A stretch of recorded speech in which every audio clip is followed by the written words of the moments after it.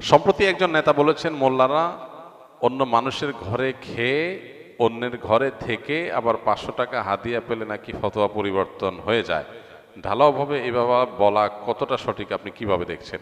500 টাকা 1000 টাকা যারা মানুষের ঘরে খায়া লিল্লা খায়া যারা বড় হইয়া বড় বড় কথা বলে, এদের কথা এদের কোনো সেন্স কাজ করে বলে আমি মনে করি না। যাদেরকে 500 টাকার জায়গায় 1000 টাকা দিলে ওয়াজের বা মোনাজাতের ভাষা পরিবর্তন হয়ে যায়, এরা হইল মোল্লা মুন্সি।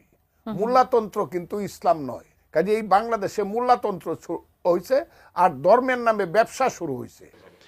দেখেন, প্রথম কথা হলো, হুজুররা অনেকেই মানুষের দান খয়রাত হাদিয়া তোহফা এগুলো দিয়ে চলে।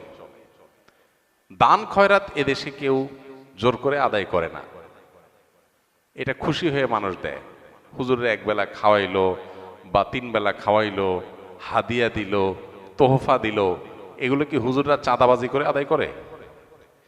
কিন্তু যেসব নেতারা এই কথাগুলো বলে, ওনারা তো মানুষের কাছ থেকে চাঁদাবাজি করে টাকা নেয়। রাজনৈতিক নেতারা, আমি সবাইকে ঢালাওভাবে বলছি না, রাজনীতি করতে গিয়ে নেতা হতে গিয়ে মানুষের কাছ থেকে চাঁদাবাজি করে টাকা নেওয়ার কালচারে যারা অভ্যস্ত, বা যেই সোসাইটিতে সেরকম কালচার পলিটিশিয়ানদের মধ্যে অনেকের মধ্যে আছে, বিভিন্ন দলে আছে, সব দলেই কম বেশি আছে, এই কালচারে যারা ডুবে আছে, তারা যদি আলেম সমাজকে বলে 500 টাকা 1000 টাকা মানুষ আল্লাহর রাস্তায় দিলে খায়, তাহলে এটা হলো চালনি সুইকে যে বলে তোমার পেছনে ছিদ্র আছে, ওই রকম।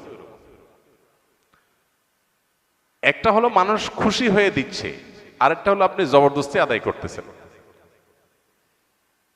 জবরদস্তি আদায় করে চাঁদাবাজি চলা কালচারের মধ্যে ডুবে থাকা একটা মানুষ যদি আলেম ওলামাদেরকে এ ধরনের কথা বলে, সেটা হলো সবচেয়ে লজ্জাজনক অধ্যায়, সবচেয়ে দুঃখজনক অধ্যায়।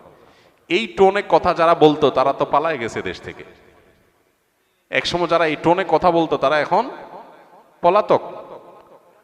যেই মৌলভী সাহেবদেরকে নিয়ে কথাগুলো বলতো এরা কিন্তু দেশেই আছে। যে হুজুরদেরকে খোঁচাখুচি করতো ওই হুজুররা সব আর খোঁচান্নারা পালায় চলে গেছে। আল্লাহ তাআলা এখান থেকে আমাদেরকে শেখার তৌফিক দান করুন। অনেকে আছেন মাইক পেয়ে গেলে মাত্রা জ্ঞান থাকে না।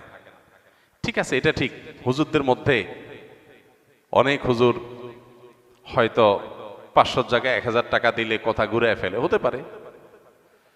কিন্তু সেটাকে আপনি ঢালাও ভাবে বললেন, আলেম সমাজকে আপনি তাচ্ছিল্য করলেন, তুচ্ছ করলেন, তাদেরকে আপনি হেয় করলেন,